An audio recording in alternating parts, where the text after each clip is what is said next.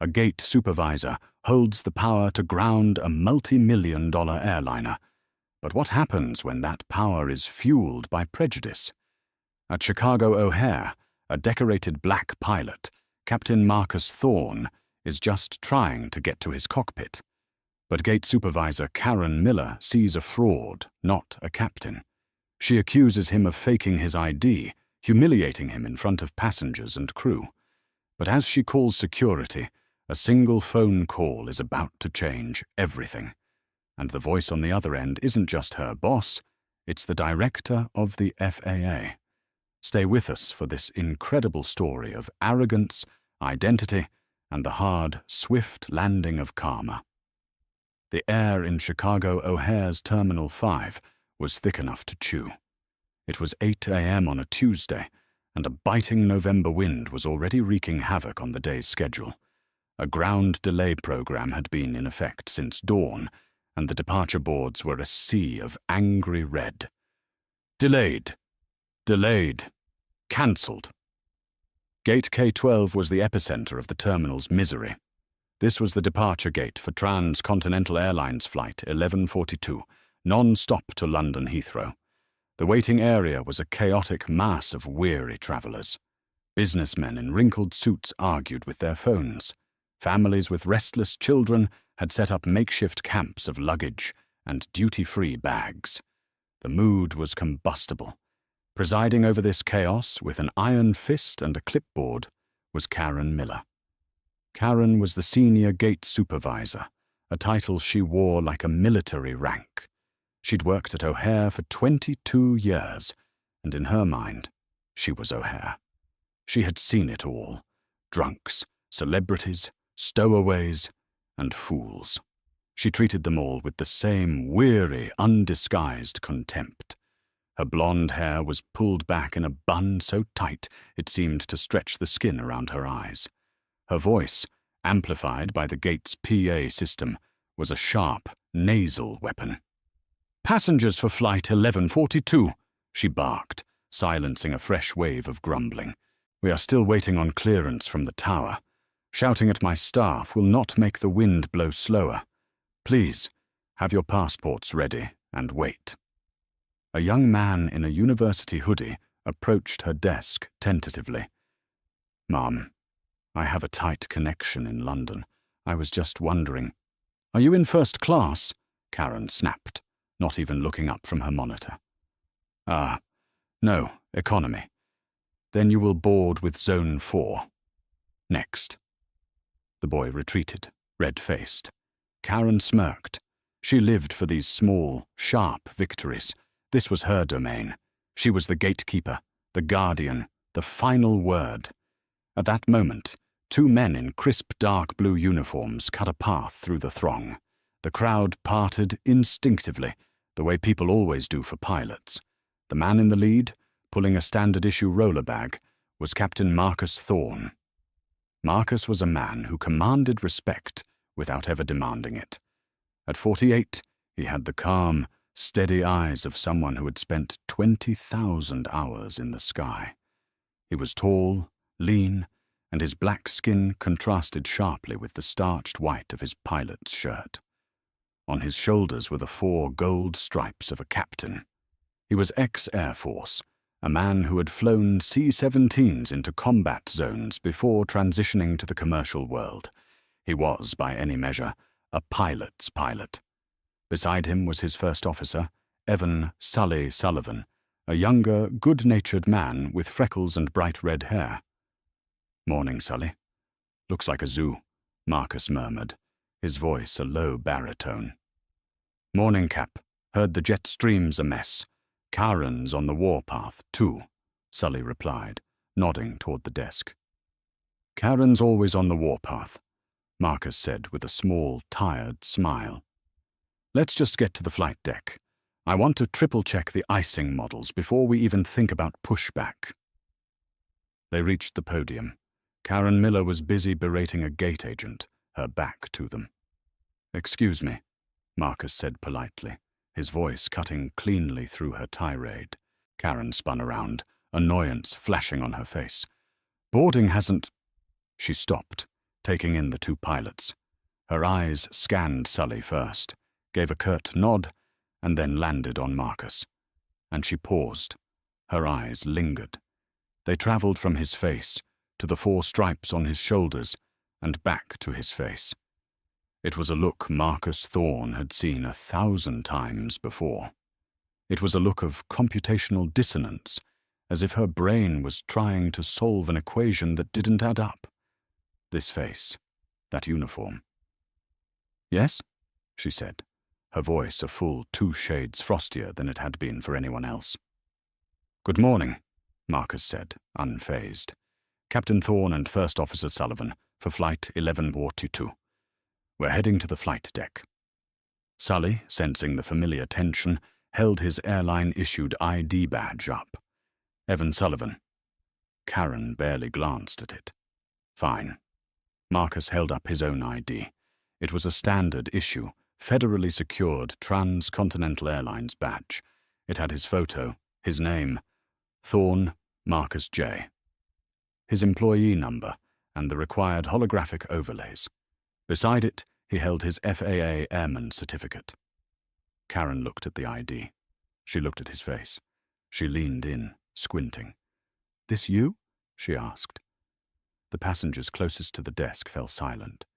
The young gate agent Karen had been scolding froze, her eyes wide. Sully stiffened. "Karen, what are you—" "I'm talking to him," Karen snapped. Marcus kept his voice perfectly level, a smooth, professional calm that he'd perfected over decades. "Yes, ma'am, that's me, Captain Marcus Thorne." Karen's lip curled into a sneer. "Doesn't look like you." "I assure you," Marcus said, the temperature in his own voice dropping by 20 degrees. "It is.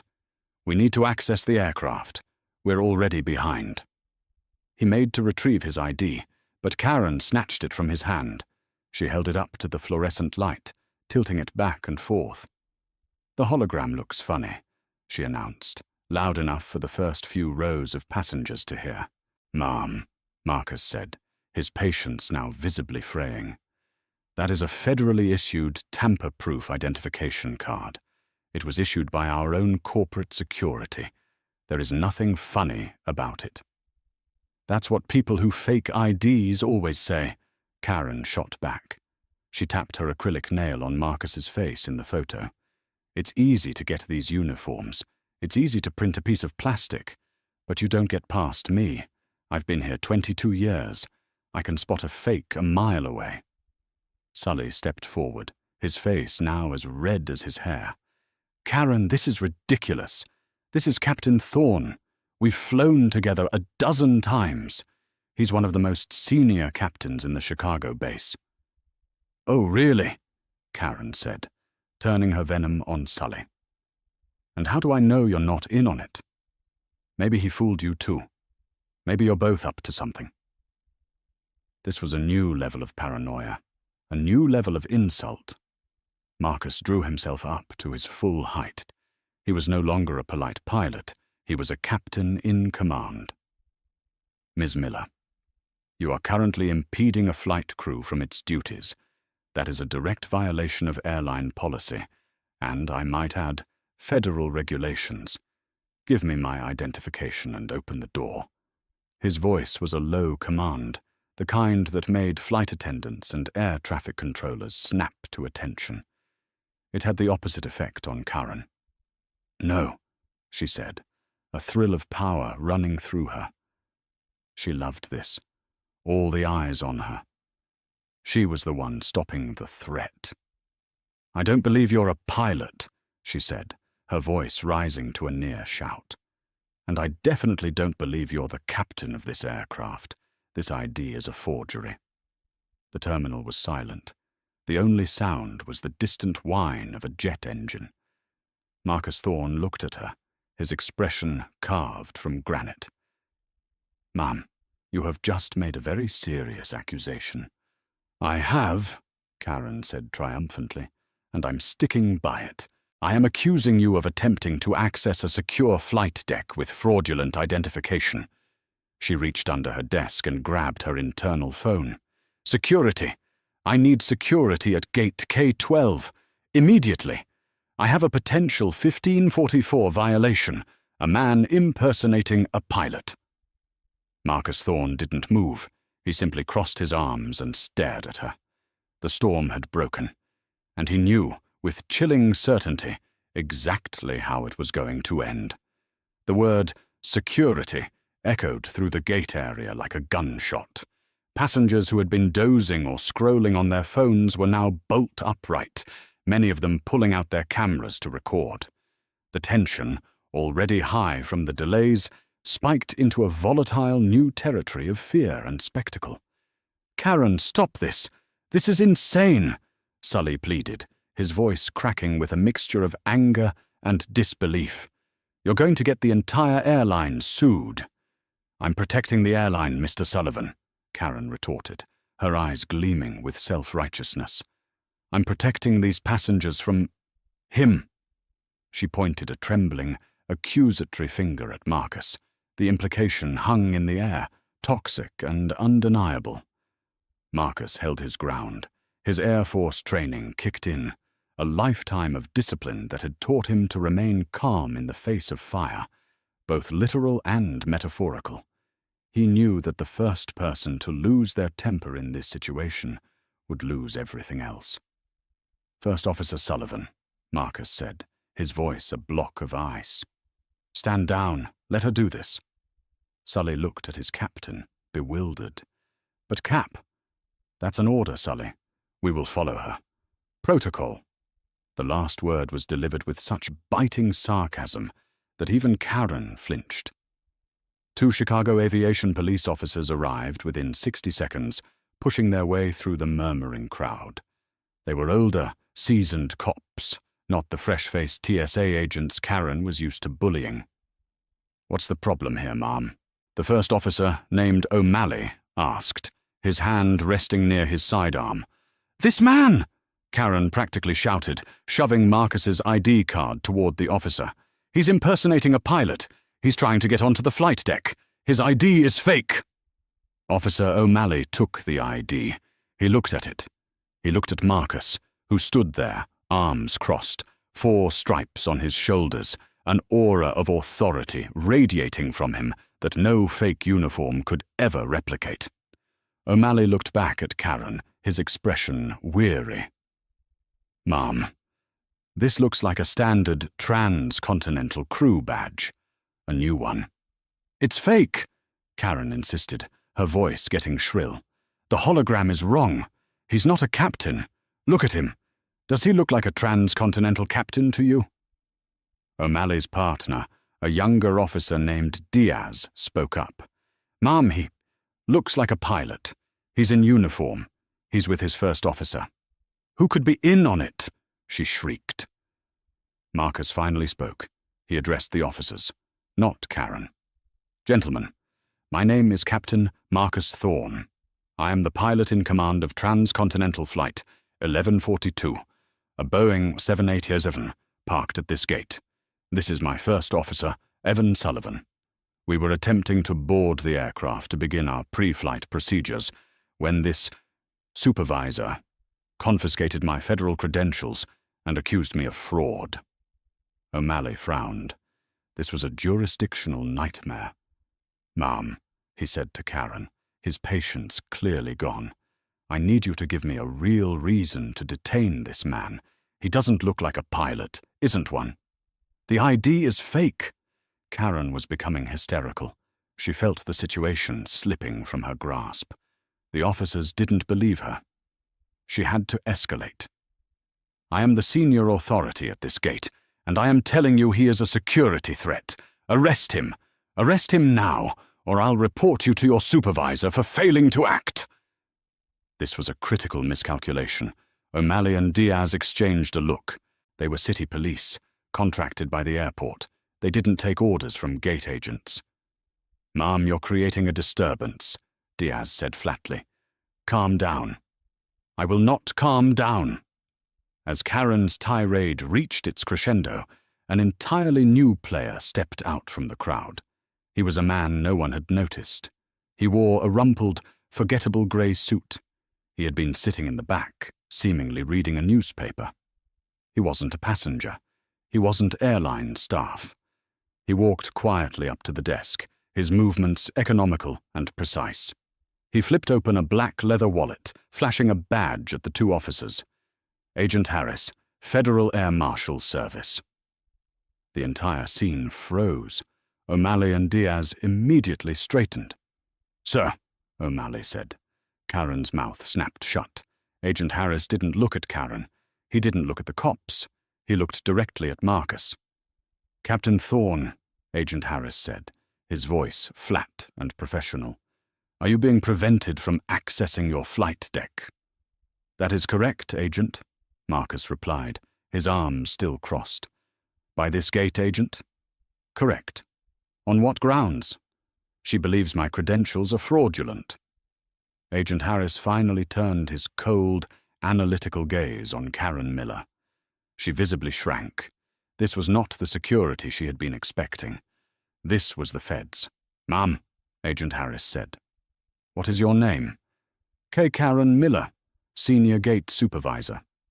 "Ms. Miller, are you aware that Captain Thorne's identification contains a secondary biometric chip that I just scanned from my pocket?" Karen's blood ran cold. A what?"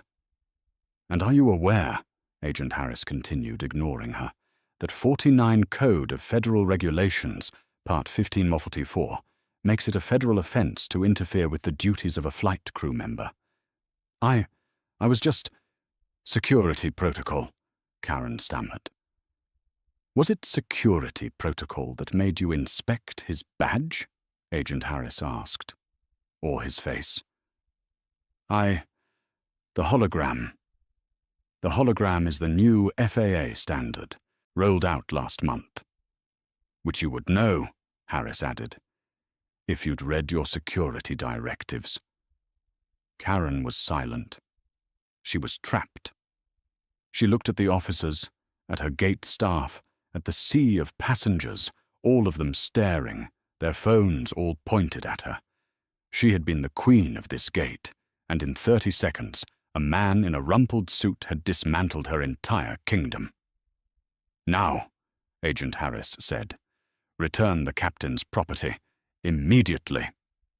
Karen's hand, shaking violently, reached for the ID badge on the counter. She pushed it toward Marcus, her eyes downcast, her face a mask of scarlet humiliation. Marcus took his ID. He slid it back into his wallet. He nodded once to Agent Harris. "Thank you, Agent." "Have a safe flight, Captain," Harris replied. "We'll be in touch." Marcus and Sully turned, and without another word, Marcus swiped his now verified card. The latch on the jet bridge door clicked open. They walked through. The door shut behind them, leaving Karen Miller alone in the sudden, terrible silence of the gate. The show was over. But as Karen stood there, vibrating with rage and shame, the small desk phone beside her, the internal airline line, began to ring. It was a sharp, insistent ringing. She stared at it, frozen. "Ma'am?" Officer O'Malley said, gesturing to the phone. "You should probably get that." Slowly, as if it were a snake, Karen Miller picked up the receiver. "Gate K-12, Miller speaking." She listened. Her eyes went wide. The last remaining color drained from her face, leaving it a sickly, mottled white. She started to tremble, not with rage, but with pure, unadulterated terror. "Who?" she whispered. She listened again. "Yes, sir. He just boarded." A pause. "Yes, sir. Right now, yes, I understand."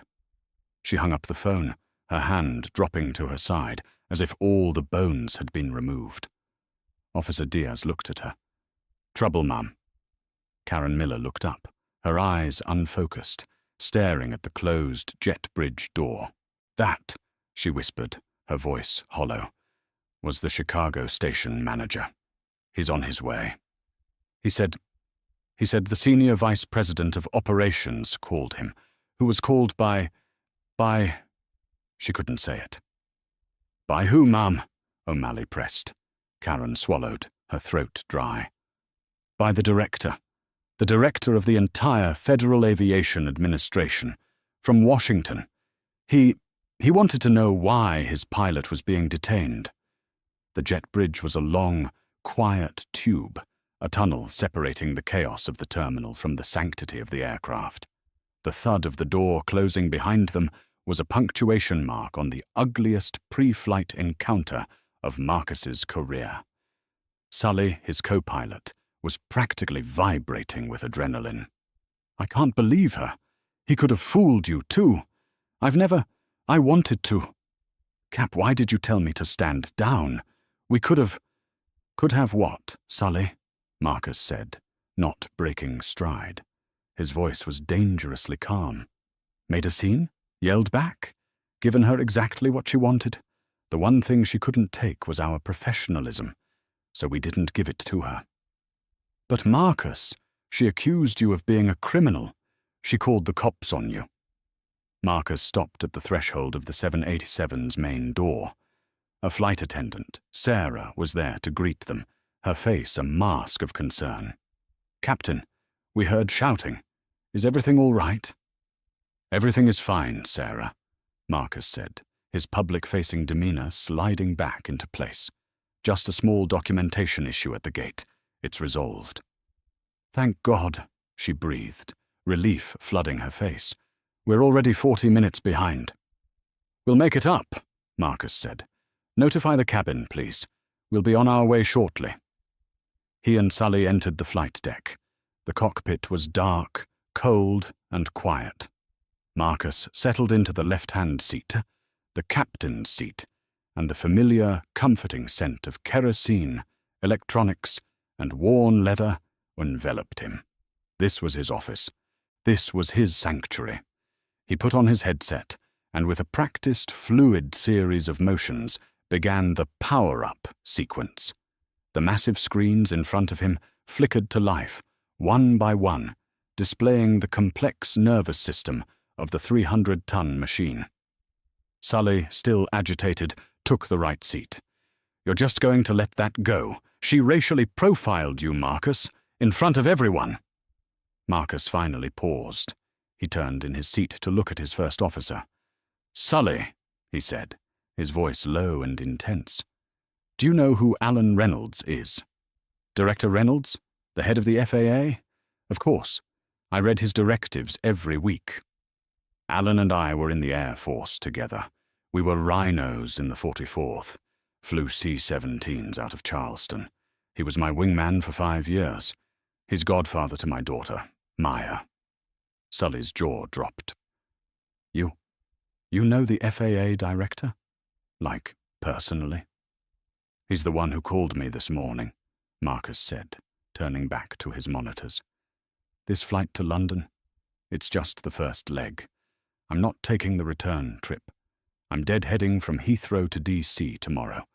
Alan's in a fight with the unions over the new flight time awareness rules, and he needed a senior captain, someone outside the union leadership, to give a boots-on-the-ground brief to his advisory board." Sully was processing this. "So, that call at the gate?" "That wasn't Alan," Marcus said. "Alan's in a Senate hearing all morning. He wouldn't even know, unless..." Marcus's eyes drifted to the cockpit door. "Unless Agent Harris, our friendly neighborhood air marshal, decided to light a fire." So Harris called the FAA director's office, who called the transcontinental C-suite, who called the Chicago station manager, who called Karen, Sully said, piecing together the chain of command. All in about 90 seconds. That's biblical. "That's Washington," Marcus said curtly. "Now that's enough. We have a plane to fly. Pre-flight checklist. APU. APU. "On," Sully replied, his voice still shaky as he flipped the switch. The auxiliary power unit whirred to life, and the plane's main systems began to hum. For the next 20 minutes, there was no more talk of Karen Miller. There was only the ritual. "Yaw damper? On. Fuel pumps? On. We have 188,000 pounds, all balanced. Hydraulics? Systems A and C on electric, B on pneumatic, all green. This was the language of the sky, a precise, sacred liturgy that left no room for prejudice or ego. As they worked, Marcus felt the anger and humiliation of the gate recede. It was just noise. Out here, in the cold, logical world of systems and physics, he was not a black man. He was not a threat. He was just captain. Finally, the cabin was secure, the checklists were complete, and the ground crew had given them the all clear. Sully keyed the mic to the gate. "Gate K-12. This is Trans-Con 1142. We're ready for pushback." A new voice came over the speaker, a timid, male voice. "Ah, Roger, Captain. Releasing the door. Safe travels." Karen Miller was already gone. Sully turned to Marcus. "So what happens to her now?" Marcus looked out the window at the vast, grey expanse of O'Hare. "What always happens to people who dig their own graves, Sully? They eventually have to lie in them." He keyed his own mic, this time to the passengers. His voice, smooth and authoritative, filled the cabin. "Good morning, ladies and gentlemen. This is Captain Thorne speaking from the flight deck. First, I'd like to apologize for our delay this morning. We had a staffing issue at the gate that needed to be resolved. It has been. The weather over the Atlantic is looking good, and we anticipate a flight time of 7 hours and 30 minutes. We'll be climbing to our initial cruise altitude of 34,000 feet. Flight attendants, please prepare the cabin for departure." He clicked off the mic. He pushed the throttles forward. The massive Rolls-Royce engines spooled up with a deep, resonant roar. The plane, full of 250 souls, began to move. Marcus Thorne, the man accused of faking his identity, was now in complete control of a $250 million aircraft, ready to hurl it across an ocean at 600 miles per hour. He didn't look back at the terminal. He was already focused on the sky. While Flight 1142 was climbing through 10,000 feet, Karen Miller was sitting in a windowless room in the sub-level of Terminal 5. The room was painted a depressing shade of beige and was reserved for incident management. It smelled faintly of burnt coffee and industrial carpet cleaner. Karen had been brought here by David Chen, the Transcontinental Airlines Chicago station manager, who had met her at the gate just moments after Captain Thorne's plane pushed back. David was a fast-talking, high-stress man whose entire life was a series of problems to be solved.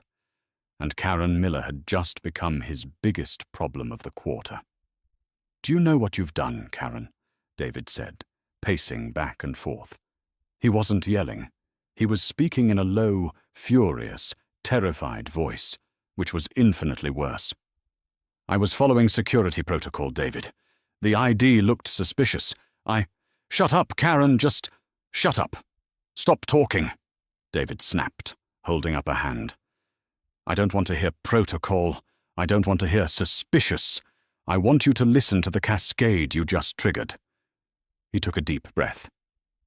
"At 8:17 a.m., I get a call on my private cell, not my desk phone, my cell. It's from Robert Jacoby. You know who that is?" Karen shook her head, numb. "He's the senior vice president of operations. He works in the Willis Tower. He's a god, basically. He doesn't know my name, but he knew it today. And do you know why he called me, Karen? The FAA director." "Correct," David said, a hysterical little laugh escaping his lips. "The FAA director, Alan Reynolds, as in the guy who runs all of aviation in the United States. He's in a Senate appropriations hearing, Karen. A big one. And he was pulled out of that hearing by his chief of staff, who had just been contacted by an air marshal at your gate to be told that his star pilot was being detained by you for impersonating a captain." Karen felt sick. "Robert Jacoby didn't ask me what happened," David continued, his voice dropping to a whisper. "He didn't ask for your side of the story.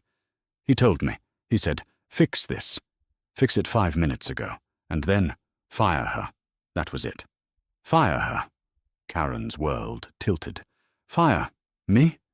David, I have been here for 22 years. I have seniority. The union. The union? David laughed, a harsh, barking sound. The union can't save you from this. You didn't violate a CBA agreement, Karen. You didn't file a grievance. You committed a federal offense. You detained a flight crew. You profiled a captain, a black captain for God's sake, in 2025, in a terminal full of people with smartphones. Do you have any idea how many videos of you are already on Twitter? Airport Karen harasses black pilot. It's everywhere. But, she stammered. He's friends with the director. It's a setup. It's not fair. David stopped pacing and stared at her, his face a mask of utter contempt. That's what you're going with. It's not fair, he hissed. You think this is happening because he knows the director? No, Karen. This is happening because you are a liability. This is happening because you let your petty, miserable power trip get the better of you, and you did it to the wrong person on the wrong day. He leaned in, planting his hands on the table. Let me tell you who Marcus Thorne is. Because I had to pull his file. He's not just friends with the director. He's a 20-year Air Force veteran. He's a lead instructor on the 787 fleet. He's a liaison captain for the FAA's Project Wingman safety initiative. The man doesn't just fly the planes, Karen. He helps write the safety rules for them. The new ID card you thought was fake. He was on the committee that designed it. Karen Miller felt the floor drop out from beneath her. The blood drained from her head, leaving a cold, metallic ringing in her ears. She had accused the man who helped design the ID of faking the ID. Oh God, she whispered, the full, crushing weight of her stupidity landing on her. Yes. Oh God, David said, straightening up. The airline's legal team is already on a conference call. They're not discussing how to defend you. They're discussing the terms of the settlement they're going to have to offer Captain Thorne. And your termination is condition number 1 of that offer. We have to show we're taking swift, decisive action. You, Karen, are the decisive action. My pension, she whispered. She was 2 years from retirement. I don't know, David said, suddenly looking tired. That's for HR and legal to fight over. But your employment with Transcontinental Airlines is over, effective immediately. He slid a form across the table. You're suspended, pending termination, which will be final by end of day. You are to hand over your airport badge and your airline credentials. He pointed to the SIDA, Security Identification Display area, badge hanging from her neck. The badge that had been the source of all her power. No, David, please, she begged, tears finally welling in her eyes. I made a mistake, a terrible mistake. I'll apologize. I'll go to sensitivity training. Please don't take my badge. It's my life. It was your life, David said, his voice void of all sympathy. And you just threw it away because you couldn't stand to see a black man in a captain's uniform. You did this. Not him. Not me. You. A new person entered the room. A large, stone-faced man in an airport security uniform. He wasn't one of the CPD officers. He was from Airport Operations. Karen Miller, the man said. This is her, David said. She's being escorted out. Her SIDA access is revoked. The man nodded, pulling out a pair of shears. Ma'am, I need the badge. Karen looked at him, then at David, her face crumbling. The tears came, hot and fast, a pathetic, sniffling end to a 22-year career. She reached up, her fingers fumbling with the clasp. She couldn't do it. The security officer, with a sigh of impatience, stepped forward, grabbed the lanyard, and with a single snip, cut it from her neck. The plastic badge, the symbol of her entire identity, clattered onto the beige table. This way, ma'am, the officer said, gesturing to the door. We'll take the employee exit. Karen Miller, no longer a supervisor, no longer a gatekeeper, no longer anything, stood up on wobbly legs. She was just a middle-aged woman in a slightly too tight uniform who had just made the last and worst mistake of her life. She was walked through a series of grey corridors, a maze she had navigated as a queen for decades, and was deposited at an employee bus stop outside the secure area. The 8 a.m. chaos was now the 9:30 a.m. grind. The November wind was colder out here. Karen Miller sat on the cold metal bench, her small purse in her lap, and waited for the bus to take her to the employee parking lot for the last time. She was, for the first time in 22 years, just a member of the public. And Flight 1142, with Captain Marcus Thorne at the controls, was just a blinking green light, 35,000 feet over the Canadian wilderness, rock steady and climbing.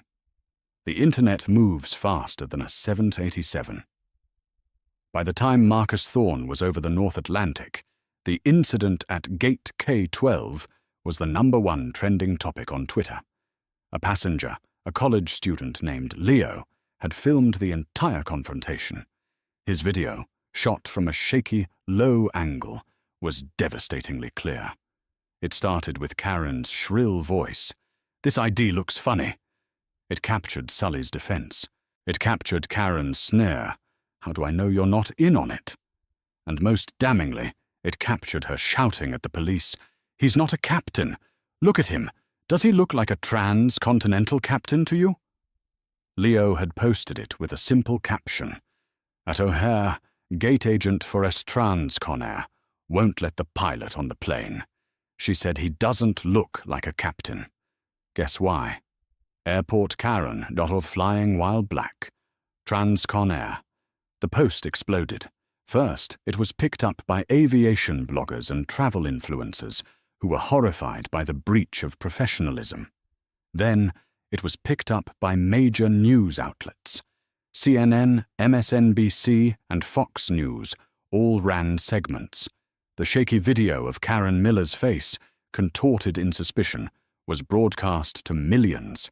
Her name, which was visible on her name tag in a high-resolution screenshot, was plastered everywhere. Karen Miller, Transcontinental Supervisor. The airline's corporate PR department went into full-blown DEFCON 1. Their official Twitter account, which had been placidly posting about new lounge openings, was suddenly inundated with tens of thousands of messages. "Transconair, your employee Karen Miller is a racist disgrace. Fire her. Now. Transconair, I'm a million-miler with you. I will never fly your airline again until you issue a public apology to this captain and fire the supervisor who harassed him. Hey, FAA News, you good with this? Transconair letting gate agents detain pilots based on skin color?" The airline's stock price, which had been stable, began to flicker. In a volatile market, any PR disaster could shave points off, and this was a disaster of the first order. In the Willis Tower, Robert Jacoby, the SVP of Operations who had called David Chen, was in a crisis meeting with the CEO and the chief legal officer. "How bad is it?" the CEO asked, his face grey. "It's catastrophic," the legal officer said. "The video is unambiguous. She profiles him. She escalates. She calls security. She even implicates the first officer. We're not just looking at a lawsuit from Captain Thorne. We're looking at a class action suit for a hostile work environment from every minority employee we have." "And Thorne," Jacoby added, "is not just any pilot. He's the pilot. The FAA liaison. The one everyone respects. We don't just look racist, we look incompetent. We look like we're harassing the very people who write the regulations." The CEO put his head in his hands. "What's our move?" "We've already terminated Miller. That was the easy part," Jacoby said. "We're releasing a statement in 10 minutes. Full-throated apology. Zero-tolerance policy." Thorough review of our training protocols. The usual. It won't be enough, the legal officer said. This is a fire. We need an extinguisher. We need Captain Thorne. What do you mean? We can't get to him. He's in the air in a secure cockpit, flying over an ocean. The second he lands at Heathrow, we need to have our London station manager meet him on the jet bridge. Not with a lawyer, but with an apology. The CEO needs to call him personally. We need to offer him anything. A bonus, a paid leave, whatever he wants. We need to make it clear that the airline stands with him, not with Karen Miller. And Miller? The CEO asked. We ruin her, the legal officer said, his voice cold. We make her the scapegoat for everything. We're issuing a statement to our internal staff that Ms. Miller's actions were a grotesque violation of our core values, and she has been terminated. We're cooperating fully with the FAA and the DOT. We're not just firing her, we're disavowing her. We're pushing her off the lifeboat. The CEO nodded. Do it. Meanwhile, in a suburban neighborhood outside O'Hare, Karen Miller's phone was melting. She'd been on the bus home, numb when it started. First, a text from her sister. Is this you on CNN? Then a friend. Karen, what did you do? Now her Facebook account, which she'd left public, was a cesspool. Her face, her vacation photos, her pictures of her cats, all of it was being defaced with hateful comments. People were posting her home address, which they'd found in online public records. A local news van was already parked on the street outside her small brick bungalow. She sat in her living room, curtains drawn, listening to the chime of her phone, each notification a new nail in her coffin. She had been the one with the power. She had been the one who judged others, who held the power of denied. Now the entire world was judging her. The entire world was denying her. She was no longer Karen Miller, senior gate supervisor. She was Airport Karen, a global meme, a synonym for racist arrogance. Her 22-year career, her pension, her reputation, her quiet life. All of it was gone. Incinerated in a 3-minute confrontation that she had initiated, fueled, and escalated all by herself. 7 hours later, Captain Marcus Thorne executed a flawless, buttery smooth landing at London Heathrow. As the 787 taxied to the gate, his phone, which had been in airplane mode, reconnected to the network. It immediately became unusable. A solid wall of hundreds of notifications, texts, voicemails, news alerts flowed in. Cap? Sully said from the right seat, looking at his own phone with wide eyes. You need to see this. We're famous. Marcus silenced his phone and focused on shutting down the engines. The parking checklist was his only concern. Park and brake. Set. Engines. Shut down. APU. On. Only when the aircraft was cold and dark did he unbuckle his harness. Let's see the damage. He opened his texts. The first one was from his wife. Marcus, are you okay? The news? Call me. The second was from Alan Reynolds, the FAA director. Just saw the video. Jesus, Mark, I am so sorry. My office is already in touch with Transcon's CEO. This will be handled. You have my word. See you in DC. The third was from an unknown number. Captain Thorne, this is Elizabeth Price, Chief Legal Officer for Transcontinental. We have a car waiting for you at arrivals to take you to your hotel. Please, call me at your earliest convenience. We have already terminated the employee involved, and we offer our deepest, most profound apologies. Marcus read the texts, his face impassive. Sully was scrolling through Twitter. My God, Marcus, the video has 20 million views. 20 million. They're calling her Gatekeeper Karen. Good, Marcus said, standing up and grabbing his flight bag. Some titles are earned. When they opened the cockpit door, the London station manager, a flustered-looking Brit named Nigel, was standing there, wringing his hands. "Captain Thorne," Nigel said, his voice dripping with deference. "Mr. Sullivan, on behalf of Transcontinental Airlines, we are just appallingly sorry. I cannot find the words." "Nigel," Marcus said, holding up a hand. "I appreciate it. It was not a good day, but it's over. I'm heading to my hotel." "Of course, Captain. Of course. A car is waiting. And our CEO, Mr. Harrison, would like to speak with you personally, whenever you are free." "I'll call him from the hotel," Marcus said. He just wanted to sleep. As he walked down the jet bridge, the passengers from the flight were waiting. As he stepped out, they began to clap. It started with a few, then spread. The entire gate area, full of the 250 people who had flown with him, erupted in a standing ovation. They had all seen the video on the in-flight Wi-Fi. They knew what he had endured before he'd safely delivered them across an ocean. Marcus, a man not easily moved, felt a lump in his throat. He gave a short, appreciative nod to the crowd, a silent thank you, and walked on. The karma for Karen Miller, however, was just getting started. Her termination was the beginning, not the end. The FAA, led by a furious Alan Reynolds, launched a formal investigation. This wasn't just a PR issue, it was a safety issue. The FAA investigation was swift and brutal.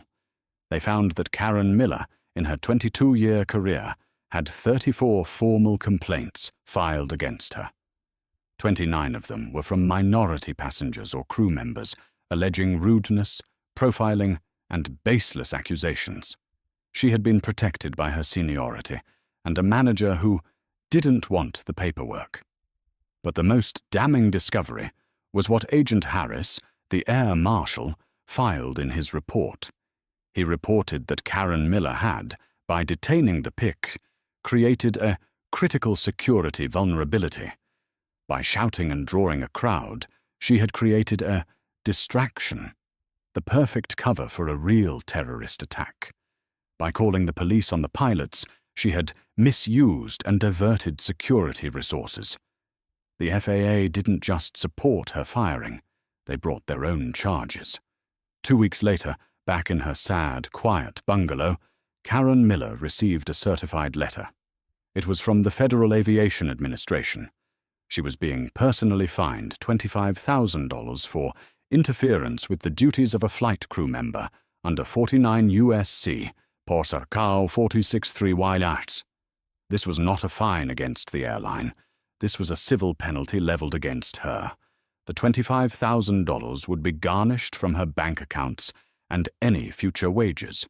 Her pending pension, which the airline's legal team was fighting to deny her, was now completely frozen to pay the federal fine. But the final, most exquisite piece of karma was yet to come. Transcontinental Airlines, in its settlement with Captain Thorne, who, incidentally, directed his entire settlement to a scholarship fund for minority aviation students, had to prove it was taking this seriously. They not only fired Karen Miller, they blacklisted her. She was placed on the involuntary no-board list for Transcontinental Airlines. For life, the woman who had spent 2 decades deciding who could or couldn't get on a plane was now, herself, permanently barred from flying her hometown's signature airline. The irony was complete. 1 month later, the frantic, buzzing chaos of Chicago O'Hare's Terminal 5 was unchanged. It was the same sea of anxious travelers, the same dizzying aroma of Cinnabon and jet fuel, the same backdrop of frantic, overlapping announcements. The airport itself was a living organism, indifferent to the small human dramas that played out within its arteries. But for Captain Marcus Thorne, something was irrevocably different. As he walked toward the K-gates, he felt a new, strange awareness. People looked at him. It wasn't the usual casual glance afforded to a pilot in uniform. It was a look of recognition. He saw a baggage handler stop and point. He saw a barista whisper to her co-worker. He had become, in the last 30 days, the most famous pilot in the transcontinental fleet, and perhaps the most famous black pilot in the country. Airport Karen had made him a reluctant celebrity. He met his first officer, Sully, at their usual pre-flight coffee spot. "There he is," Sully said, raising his cup in a mock toast. "The legend, the man, the myth, the Thorn Rule." Marcus sighed, taking his black coffee.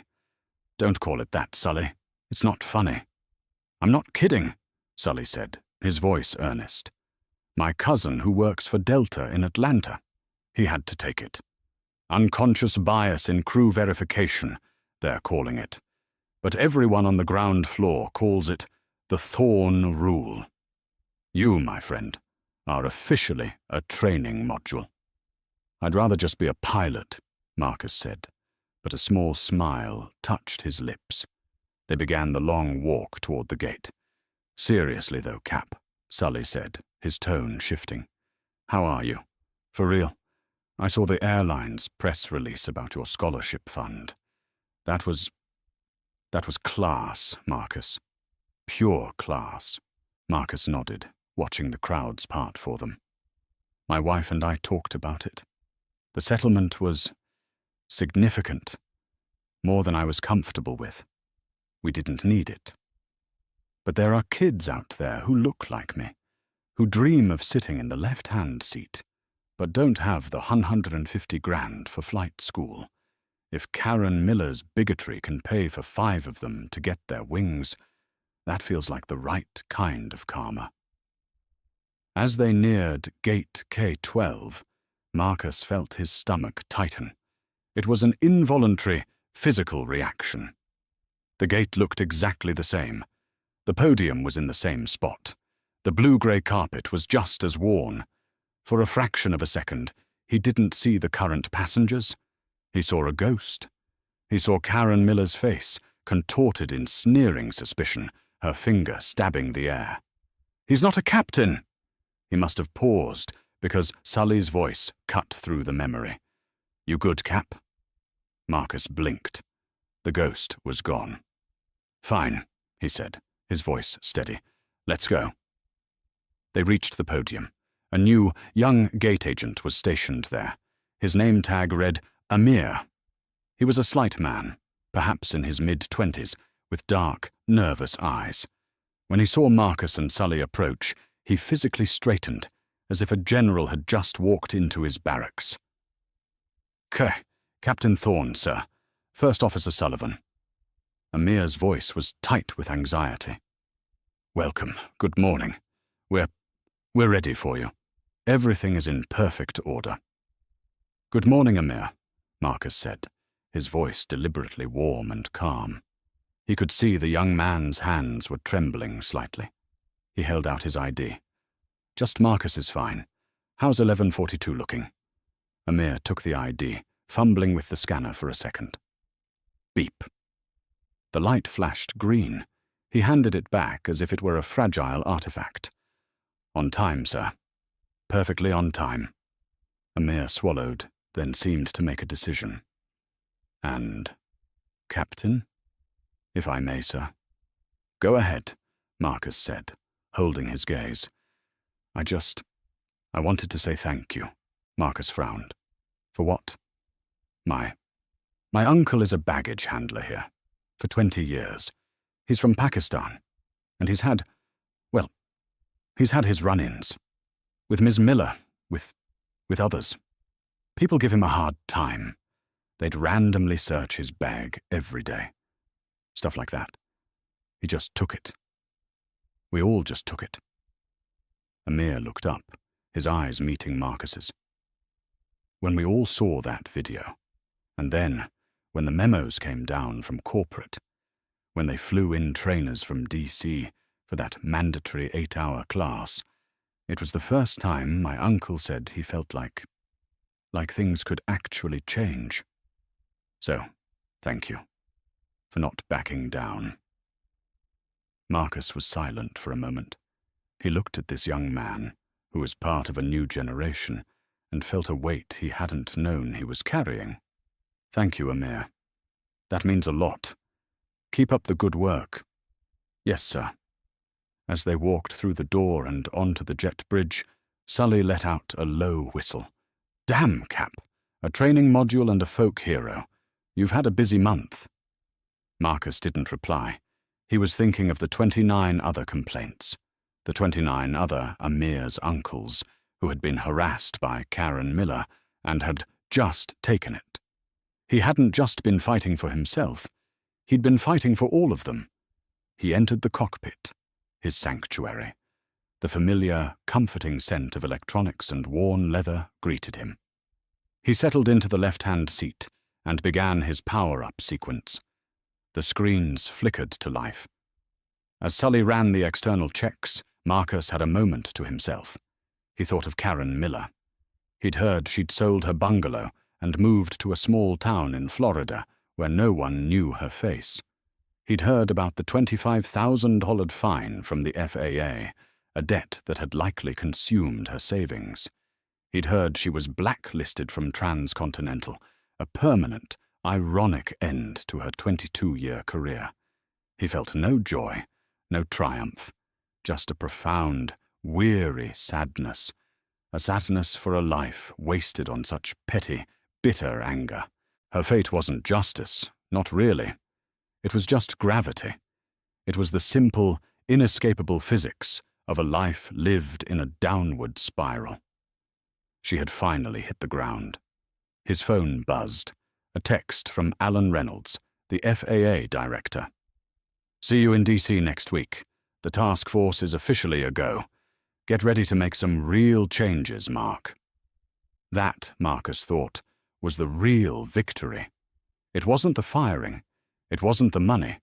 It was that he was now in a position to help dismantle the very system that had allowed a Karen Miller to flourish for 2 decades.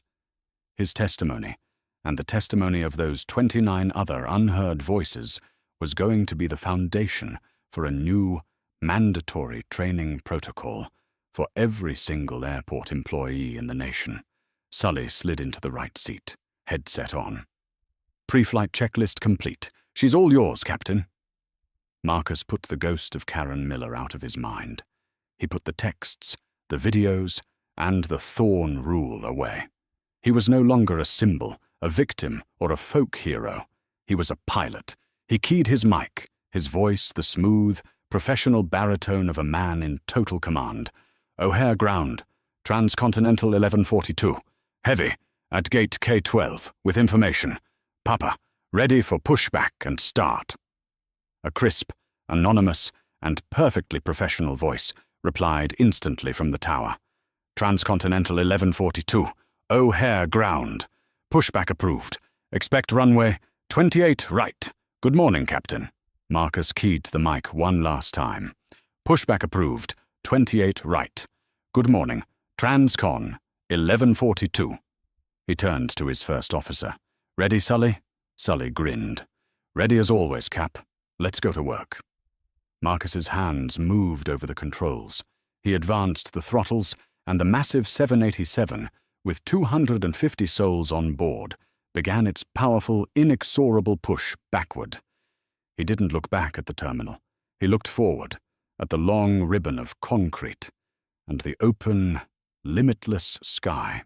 And that is the incredible, real-life story of how a single act of prejudice at an airport gate triggered a career-ending avalanche. Karen Miller thought she was the law, but she forgot that no one is above the law. She chose to see a man's color, not his 4 stripes, and paid the ultimate price. The hard karma here wasn't just that she got fired. It's that her own obsession with security and rules was the very thing that led to her downfall.